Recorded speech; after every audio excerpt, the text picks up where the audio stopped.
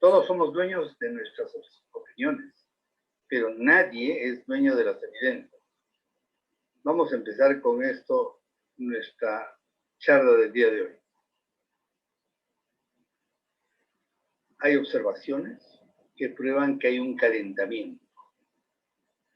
Todo lo que tiene que subir está subiendo. Temperatura superficial del mar está subiendo, temperatura sobre el mar está subiendo, hay más vapor de agua en el ambiente, la temperatura cerca de la superficie está aumentando, el contenido del calor del océano también ha aumentado y el hielo que hay en el mar ha disminuido, los glaciares y capas de hielo en la Tierra están deshielando y las capas de nieve están desapareciendo. O sea, está pasando todo lo que es necesario ver y reconocer para saber que hay un calentamiento. Queremos revisar un poco qué está pasando, cómo es que aparece este cambio climático y este cambio global, este calentamiento global y este cambio climático. A ver, en principio, la Tierra tiene una atmósfera. Esta atmósfera está llena de gases de efecto invernadero. Estos son absolutamente naturales y consustanciales a la Tierra en la que vivimos. Es decir, estos gases de efecto invernadero hacen que la Tierra tenga un efecto, una especie de frazadita que hace que toda la temperatura en la Tierra esté más o menos emparejada. Si vemos aquí el Sol, está emitiendo su energía lumínica, esa energía lumínica llega, toca aquí en la Tierra, en la superficie, y efectivamente aquí se descompone un poco de esta energía lumínica en energía térmica y otra en rayos que son reflejados y salen. No todos salen, fíjense que hay algunos que salen, pero en realidad rebotan aquí adentro. ¿Qué significa esto? Que esta capa de gases de efecto invernadero que está en la atmósfera, esa capa hace que la Tierra mantenga una determinada temperatura. Pues les cuento que la Tierra tiene la temperatura de 15 grados desde hace muchos cientos de miles de años como la temperatura media, dentro de la Tierra. Y cuando digo media, es media entre los promedios de los calores más grandes y los fríos más terribles. 15 grados ha sido la temperatura perfecta para que aparezca la vida en la Tierra tal como la conocemos. Entonces, si no hubiera esta capa de efecto invernadero, probablemente los haces de la luz del Sol podrían calentar hasta 150, 200 y 300 grados aquí en la superficie. Con lo cual ya no se podría tener la vida como la que tenemos. Y segundo, en donde no hubiera sol, en los sitios donde no estuviera el sol, podríamos tener temperaturas bastante menores que los 50, 60 grados por debajo del sol. Por lo tanto, los gases de efecto invernadero han cumplido una función y cumplen una función de mantenimiento de la Tierra tal como la conocemos. Se observa que el calentamiento persiste y que los años más calientes son los años más recientes. Fíjense, aquí tenemos estos datos de temperaturas que empiezan a registrarse desde los años 1880, en que aparecen los termómetros más confiables. Y por supuesto, a medida que avanzamos, los datos son cada vez más confiables y tenemos muchísimos más termómetros alrededor de la Tierra. Y aquí al final, en los últimos 20 años, hemos tenido un incremento permanente, sostenido, que es lo que hemos medido. También hay otro conjunto de mediciones. El océano absorbe el CO2. Dicho CO2 aumenta la acidez del mar. Esta es la cantidad en partes por millón de CO2 en la atmósfera. ¿Sí? Partes por millón. En volumen, aquí está, parte por millón en volumen. Y esto ha sido medido en Mauna Loa, ¿sí? Desde los años 1960 aproximadamente. Y también se ha podido medir directamente cómo el pH ha ido descendiendo. El pH cuando desciende se va a una situación ácida. Ácido es de 7 para abajo, es totalmente ácido. Y esto está acidificando el océano. También otra medición. Aquí vemos un gráfico simple en el cual podemos ver cómo va variando la temperatura que se ha medido, y por eso va dando las vueltas, porque cada uno de los meses está allí, hasta el año 2017. Y en el año 2017 encontramos que efectivamente tenemos ya una temperatura que es aproximadamente de 1 grado. Ya que desde el inicio, el tiempo en que se empezó a medir, hasta ahora ya hemos puesto 1 grado adicional. Bueno, hoy día vamos a ver entonces estos gases de efecto invernadero que producen el calentamiento global que termina resultando en el cambio climático. ¿De dónde vienen? ¿Quién los produce?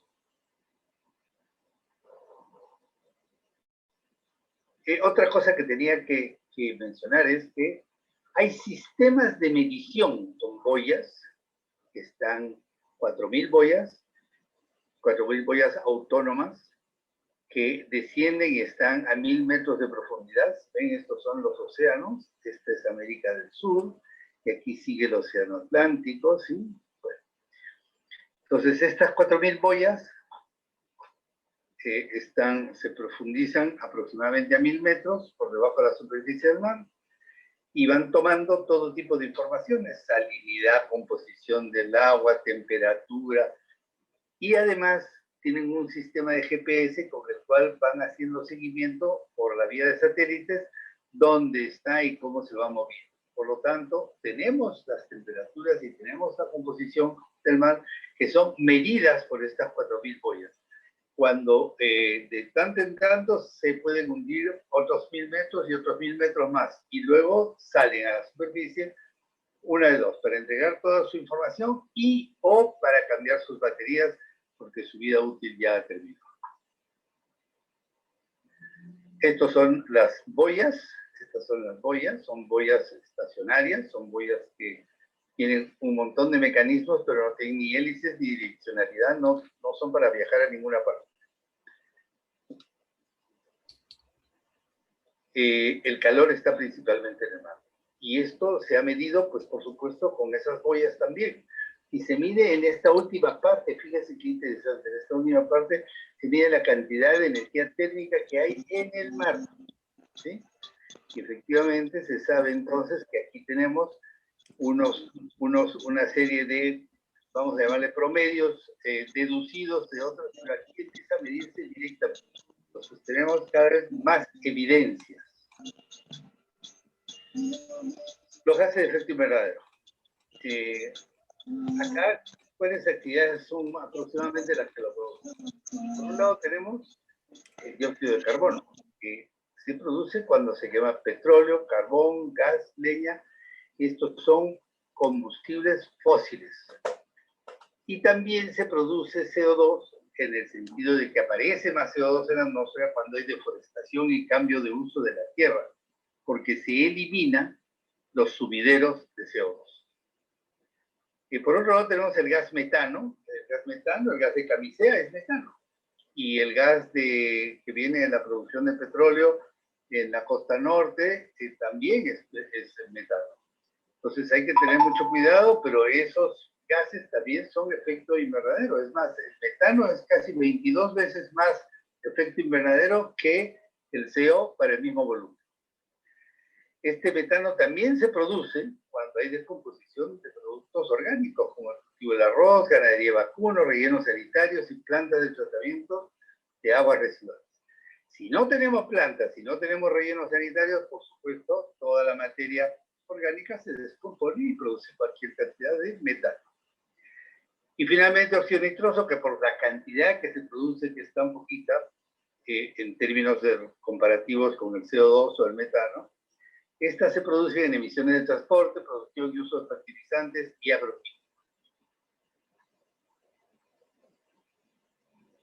En fin, aquí tenemos un comentario, ¿no? La industrialización de los países desarrollados es no consumir, o sea, quemar, grandes cantidades de combustibles fósiles como petróleo y sus derivados, también carbón y gas natural, y las consecuentes enormes emisiones de gases de efecto invernadero han generado el fenómeno de calentamiento global y como consecuencia el cambio climático en perjuicio de todas las poblaciones y especialmente las más pobres y vulnerables del mundo. Aquí tenemos algunos de los responsables de emisiones acumuladas hasta la fecha, y por supuesto Estados Unidos lleva la delantera por largo, y luego viene a China, Brasil, etc. Lo importante es saber que a la fecha, aquí se tiene un registro desde los años 1850 y pico, que se empiezan a medir las emisiones tan gigantescas de gases de efecto invernadero por el consumo monstruoso de productos fósiles como el petróleo, el gas y sus derivados del petróleo, y empezamos a ver que por aquí está la Unión Europea de los 28, aquí está el resto de Europa menos la Unión Europea de los 28, aquí los Estados Unidos, aquí el resto de Norteamérica, Sudamérica, África, este azulito, India, solito este amarillo, luego tenemos China, y luego tenemos Asia, excluido China e India, y al final lo que se gasta en viajes. Fíjense que lo que se gasta en viajes no es poco, ya aparece ahí. ¿Y viajes qué cosa es? Viajes aéreos y viajes marítimos. Los otros son consumos internos, ¿no? Los consumos de vehículos.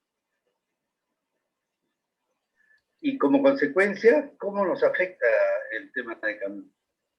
Bueno, se dice que el Perú es uno de los países más vulnerables del mundo al cambio climático. Hemos hecho un análisis concreto para que lo podamos entender todo. No hay que ser efectivamente un científico o un climatólogo con mucha experiencia. Primero porque se ha producido y se sigue profundizando una alteración de los ciclos de las lluvias en los valles interandinos. Esta situación afecta profundamente al Perú, pues una parte muy importante de la población rural campesina mantiene una vital dependencia con las lluvias, de su ciclo y de los fenómenos climáticos extremos que se presentan. Las heladas, las granizadas, en fin, hay tantas cosas que suceden con el clima que efectivamente esta población depende muchísimo del clima, sobre todo si es en tierras de secano, así que solo riegan cuando hay lluvia natural. Segundo, porque el Perú se está produciendo un aumento del nivel del mar, y el aumento del nivel del mar es grande, es muy importante, y ese aumento del nivel del mar entonces nos va a afectar porque tenemos cerca de 3.000 kilómetros de costa y una parte importante de la infraestructura de transportes está muy cerca del mar. Hay una parte importante de la población que vive en las orillas del mar y que son pescadores artesanales, y hay una importante cantidad de infraestructura urbana situada en las costas que están siendo afectadas y se verán profundamente afectadas en el futuro cercano. Como vemos aquí, el nivel del mar está subiendo, pero este nivel del mar es un nivel del mar que se ha medido desde los satélites, se ha medido con las boyas también. Este nivel del mar ha subido aproximadamente 100 milímetros en 30 años, del 95 al 2015. 5, 10, 15, 20, 25 años. Entonces, en 25 años hemos aumentado 100 milímetros. O sea, no es poca cosa. Y esto está empezando a acelerarse al final, como lo vemos aquí. De manera que hay muchas ciudades, yo diría como por ejemplo Miami o Nueva York, que van a tener serios problemas de mantenerse en los sitios donde están. Porque se está produciendo un aumento de temperatura y de la acidificación del agua de mar. Esto ya lo hemos visto y efectivamente nos afecta porque tenemos el mar territorial peruano, que son estos 2.500, 3.000 kilómetros de largo por 200 millas, ¿no? El océano absorbe CO2. Dicho CO2 aumenta la acidez del mar. Aquí vemos nosotros la cantidad de CO2 que conforma nuestra, o sea, en parte por guión, que conforma nuestra atmósfera. Y esto, como decía yo antes, estas son las mediciones de un laboratorio Mauna Loa y que tiene una relación directa con la temperatura. Pero además hay una cosa interesante, y es que aquí aquí abajo vemos que también se puede medir la acidez del agua. Estas boyas, como les dije, hacen y toman muestras de la composición y la temperatura y la presión del agua en forma permanente. De manera que tenemos los datos de qué es lo que está pasando.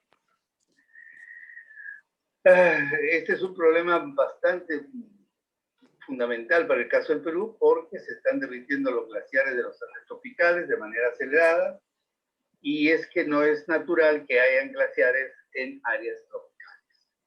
En el Perú existen estos glaciares y es por estos glaciares que se ha podido desarrollar nuestras culturas muy altoandinas. Los quechuas y los aymaras viven arriba de los 4.500 metros o 4.000. Y entonces, estos glaciares han estado aquí durante milenios y eran un perfecto sistema de regulación hídrica para las poblaciones altoandinas. También regulan de manera importante la disponibilidad del agua en las costas del país.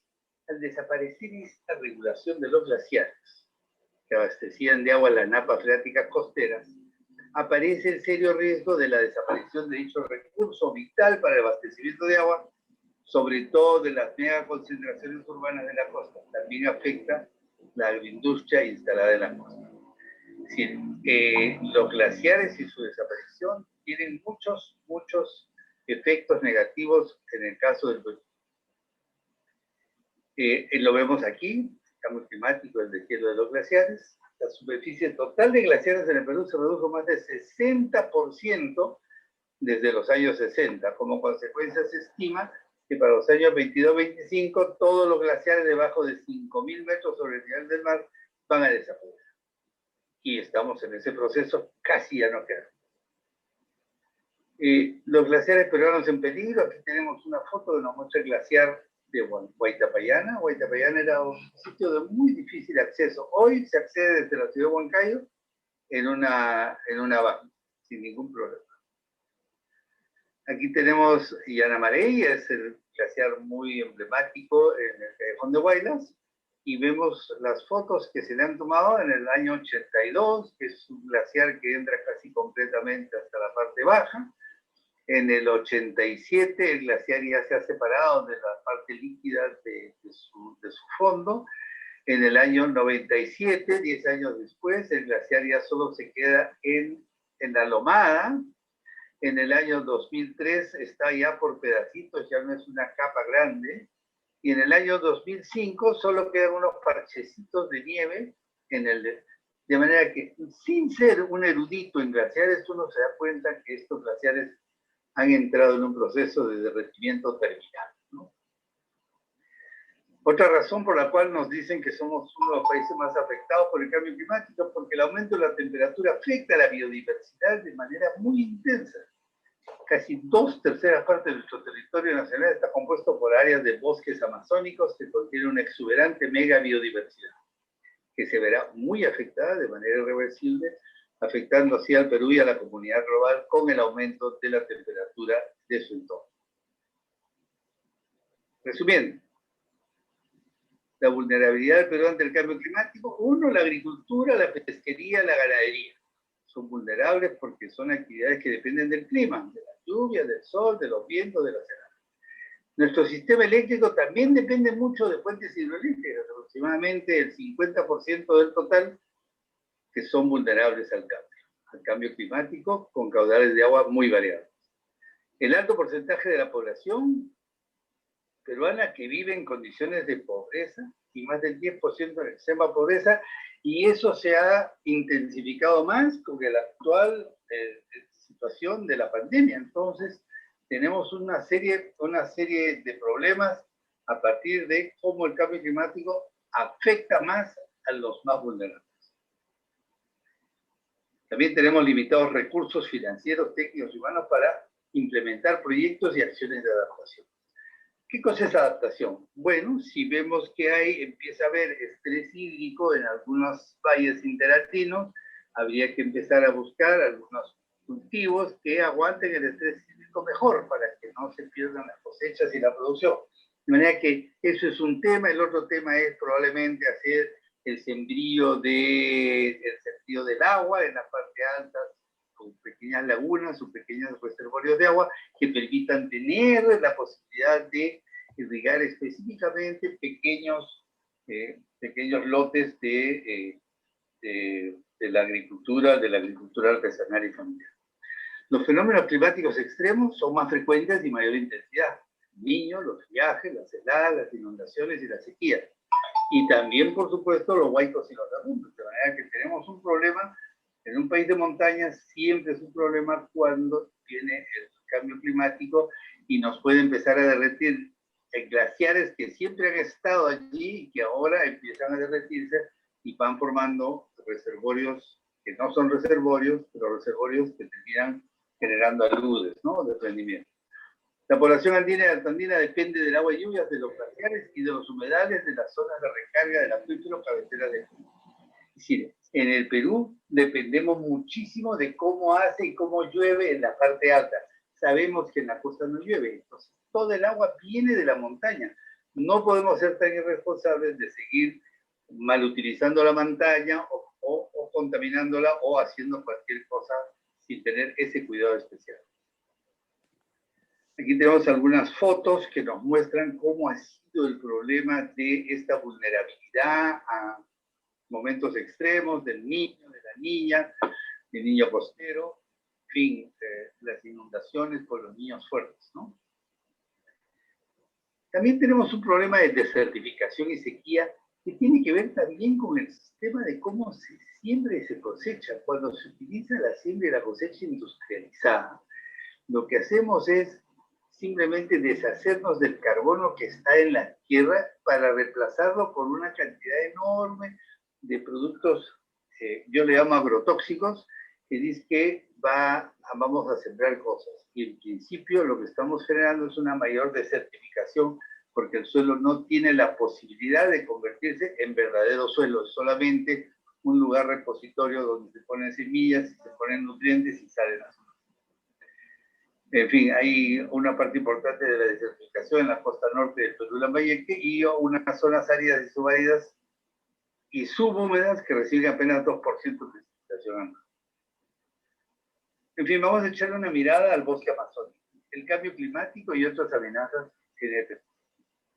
Los acuerdos de París de la COP21 en finales de 2015, así como las sucesivas COP22, 23 y 24, en los finales de los años 16, 17 y 18, muestran que todos los países ya saben que tienen la urgente obligación de reducir emisiones para que el aumento de la temperatura media de la Tierra no alcance el nivel de 2 grados hasta el final del siglo XXI.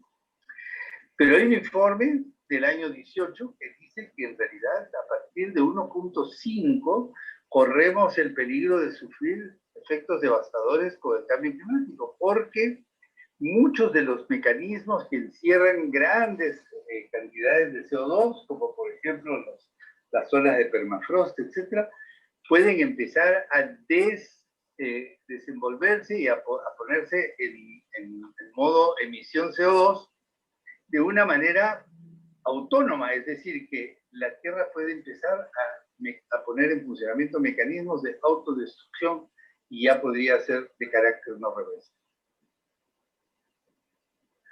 Las emisiones de gases de efecto invernadero en el Perú, quería solamente demostrarles que en realidad deforestación, inmigración a la Amazonía, cambio de uso de suelo, esto solito es casi la mitad de nuestras contribuciones de gases de efecto invernadero en el mundo.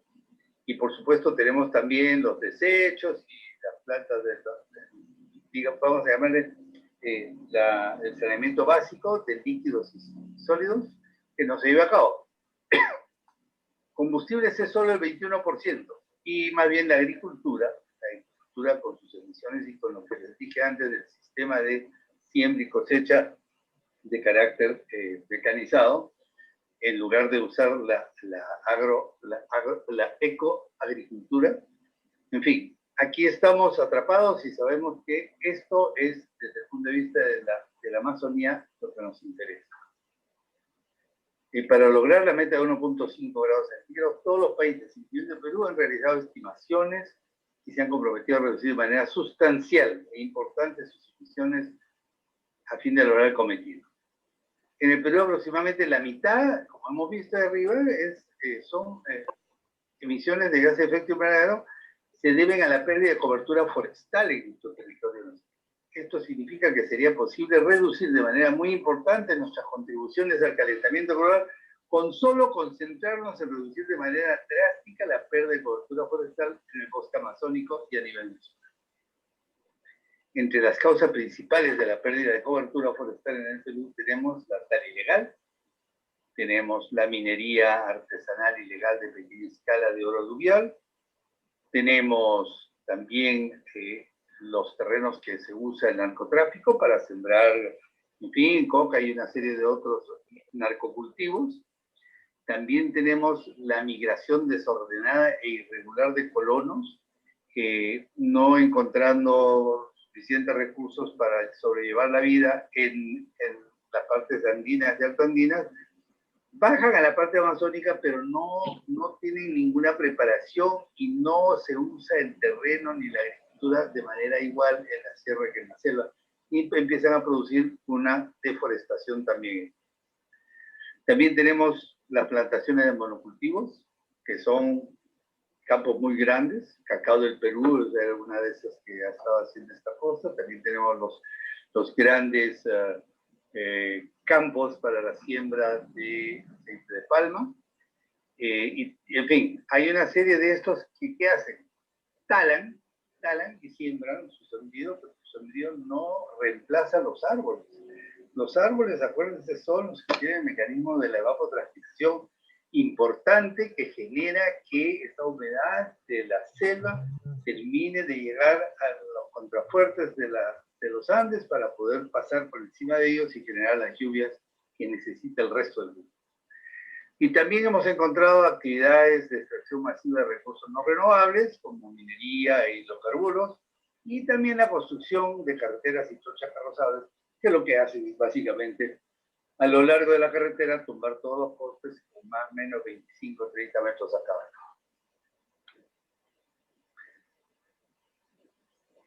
Las lluvias en la premisa.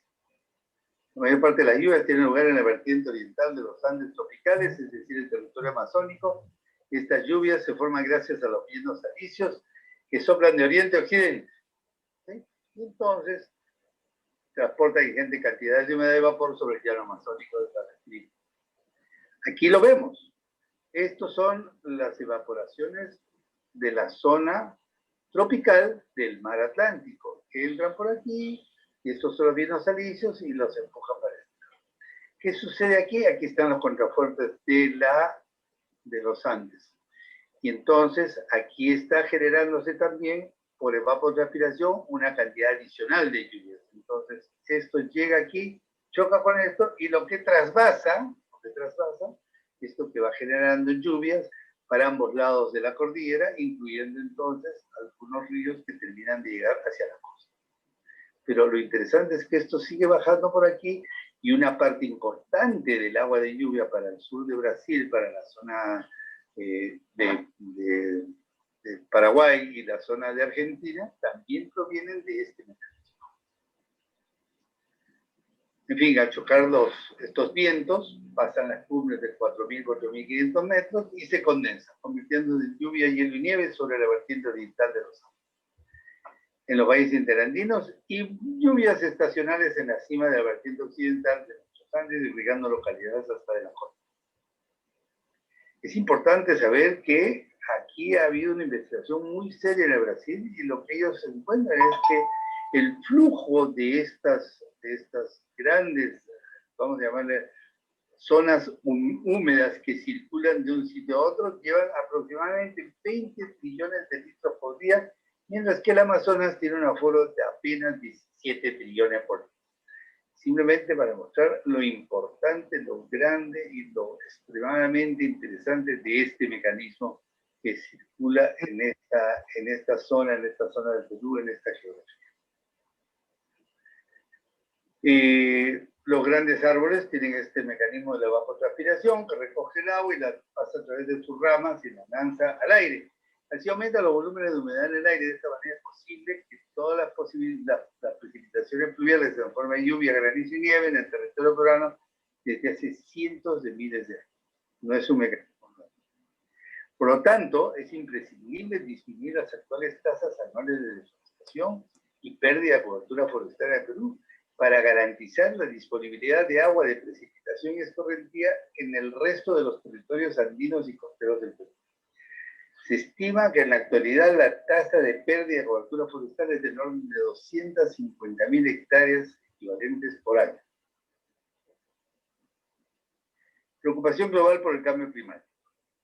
En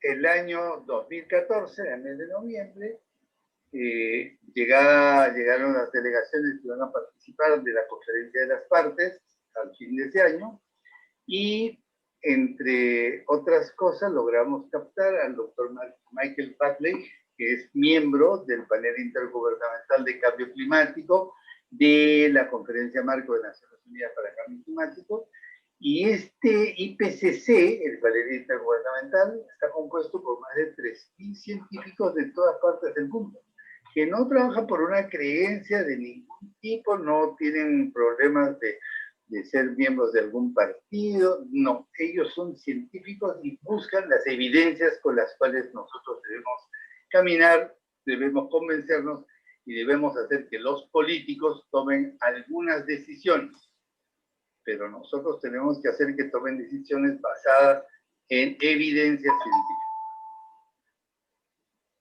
Esto es el mensaje, en resumen, que nos dejó el doctor Patrick. Dijo, desde la ciencia, mirándolo como científico, el cambio climático es la problemática global más urgente, definitoria e imperativa, porque significa la desestabilización y destrucción de los sistemas de soporte de la vida, de lo que todo depende: alimentos, agua, aire, temperatura, salud, salubridad, trabajo, crecimiento económico, desarrollo sostenible, todo. Lo que nos está diciendo es, todos tenemos que poner un esfuerzo en detener el deterioro del clima por el aumento de la temperatura. Y eso se puede hacer hoy, no dentro de 10 años. Eso se tiene que hacer hoy, empezando hoy. ¿Qué se puede hacer y se debería hacer en el Perú para luchar efectivamente contra el cambio climático? Bien, hay varias cosas para mirar adentro. Por un lado, sabemos que hay una deforestación y durante un partido de fútbol que dura 90 minutos, en ese tiempo en el Perú se deforesta un área de Amazonía equivalente a 43 canchas deportivas de lunes a domingo, 365 días por año. De otro lado, tenemos comentarios como que es un desafío descomunal. Alerta contra el devastador impacto que tiene la industria extractiva en la Amazonía, destruyendo bosques. O sea, no es solamente la tala ilegal, es destruir el bosque para tener terrenos donde sembrar 2, 3, 4 millones de hectáreas de soya transgénica. Eso no tiene ningún sentido. Aquí vemos algunas evidencias de que hay una tala ilegal en la Amazonía del Perú. Y por lo tanto, algunas de las cosas que queremos presentar, ¿qué podríamos hacer? Entonces, uno es llevar a cabo reforestación agresiva de nuestra Amazonía. Ampliación de las áreas naturales protegidas, regionales, provinciales, distritales y comunales hasta alcanzar el 100% del territorio amazónico peruano con cobertura boscosa. B, interdicción de la tala ilegal y en general de la tala no responsable. Aquí vemos una foto adicional. ¿Esto es qué? Esto es simplemente el campamento donde trabaja la gente de la minería artesanal, de pequeña escala, ilegal, en la búsqueda del oro. Aquí vemos cómo funciona.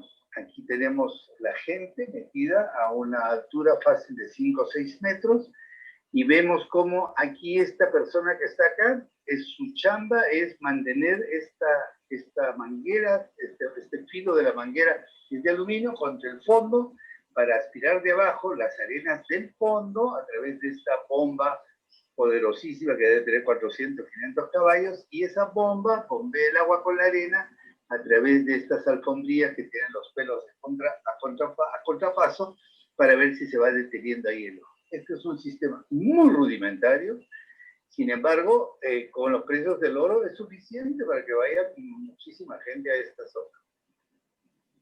Esto es lo que va quedando después de la minería, esa minería ilegal, esa minería que en realidad convierte la selva virgen, la selva prístida, húmeda, tropical, en las playas de un desierto. Esto no tiene ningún sentido, entre otras cosas, porque nos estamos deshaciendo de los generadores del sistema de lluvias en el mar.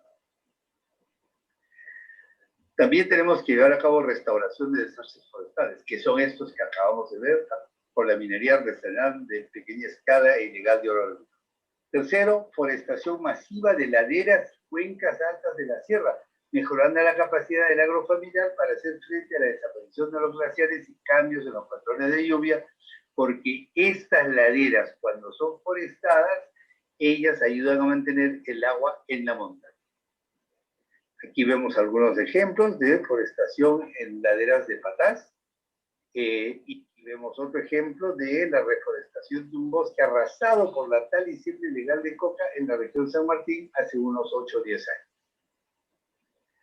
Esto es efectivamente como la industria de palma aceitera está amenazando a la Amazonía de Ucayali porque ellos van avanzando y van tumbando y tumbando y tumbando y convirtiendo todo esto en terrenos planos para poder sembrar su palma aceitera. 4. Construcción de reservorios a gran altura para reemplazar en parte la función de regulación hídrica de los glaciares en rápida extinción. Cuando digo glaciares a gran altura, además son, reservorios, son reservorios de no más de 2 o 3 metros de alto, con no menos de 2 o 3 metros de ancho, y además con grandes espejos de agua, que podría ser de 2 o 3 kilómetros cuadrados, porque de esa manera cogen el agua y la pueden dejar que vaya percolando hacia los acuíferos como hacia los glaciares. Quinto, reducción de emisiones de metano. Mediante la implementación de más y mejor saneamiento a nivel nacional, provisión de agua segura, tratamiento de aguas residuales y manejo ambiental de residuos sólidos es una necesidad absoluta. Desde el punto de vista de cambio climático, sí. Desde el punto de vista de la salud pública, también. Y desde el punto de vista de la dignidad de las personas, también. Por lo tanto, queda aquí montado como una prioridad interesante. Aquí vemos las aguas, estos son fotos tomadas de cualquier sitio, en todo el país, todas las ciudades, pueblos grandes y pequeños y medianos tienen esta situación.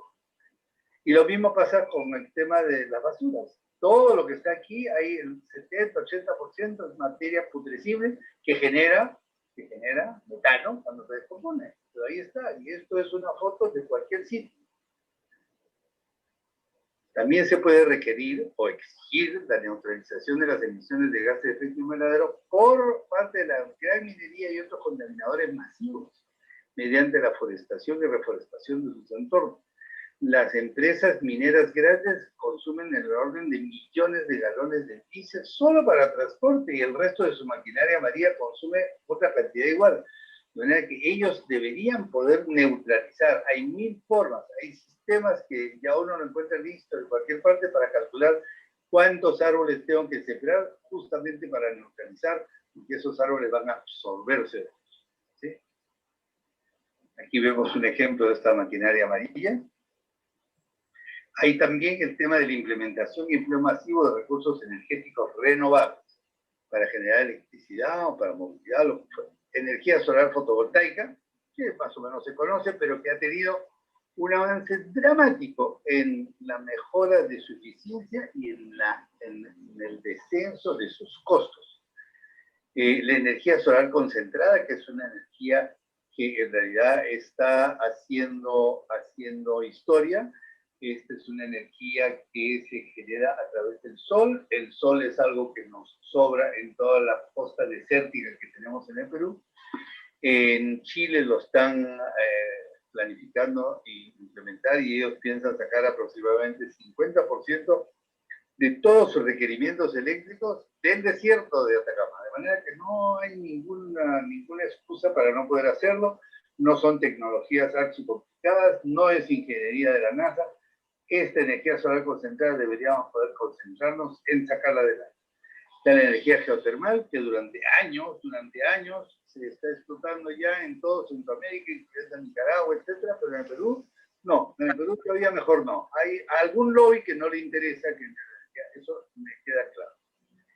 La energía hidroeléctrica con centrales pequeñas y medianas que en este momento tienen un potencial de más de 70.000 megavatios para poder implementar. Son centrales que máximo duran 2 años o 3 en construcción y las más pequeñas mucho menos y que no necesitan grandes reservorios de agua y por lo tanto no generan grandes problemas desde el punto de vista ambiental.